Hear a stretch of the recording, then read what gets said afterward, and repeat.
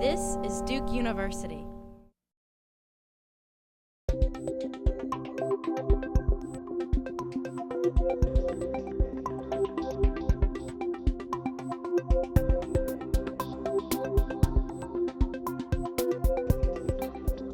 If you think back even 10 years ago, when you were watching a television program, you turn on the program and you watch the program.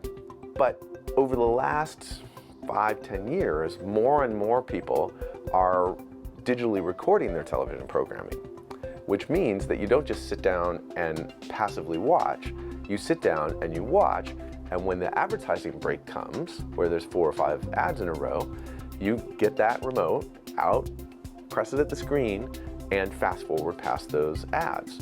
What's the result of this? The result is that you are staring at the screen, defensive mechanisms down, because of course you're not being persuaded, you're simply trying to get to your next segment of programming, and you're fast forwarding, and the whole time there are these very short flashes of brands, happy faces, blue skies, all of them potentially influencing you.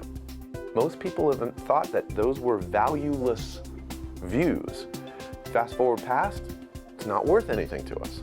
And so we're actually suggesting that, in fact, maybe that's completely wrong. And those fast forwarded spots, we need to rethink whether and what the real value is for folks. We wanted to get our heads around what happens if I see one brand really quickly, then another brand really quickly. Do these two commingle in some interesting way? And the answer, of course, is that they do.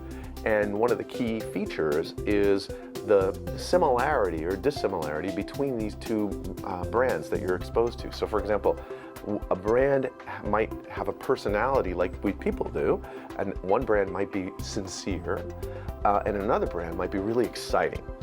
And normally, traditionally, media experts have argued that we want to put sincere and sincere together and place those in a sincere program because it's thematically consistent, it's not jarring, it's good in lots of ways.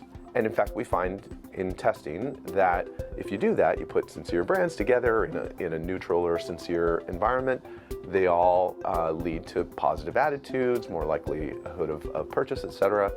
What's really interesting is when you move into this new media landscape, you fast forward. Now it's very quick exposures. Now the answer is no longer that it's sincere. The answer is that it is sincere and exciting side by side that lead to the pop that leads to increased sales and purchases. I don't suggest that we should abandon traditional media advertising at all. And in fact, if I had a brand new brand that I was starting and that I really wanted to build associations with, the traditional 30-second spot is a highly effective way to build strong associations and positive associations with a new brand. So the argument is, if you're a new brand, the traditional brand building stuff that we've done for many years makes a lot of sense. If you're an existing brand with some strong associations already, you probably want to think about taking some of those resources that you're spending on traditional TV advertising and shift them into trying to do more of the brief exposure type of work with your consumers. Consumers end up liking the product more likely to buy it, more likely to go back to it. Everybody's sort of happy, and it's really about the resource shift that is critical.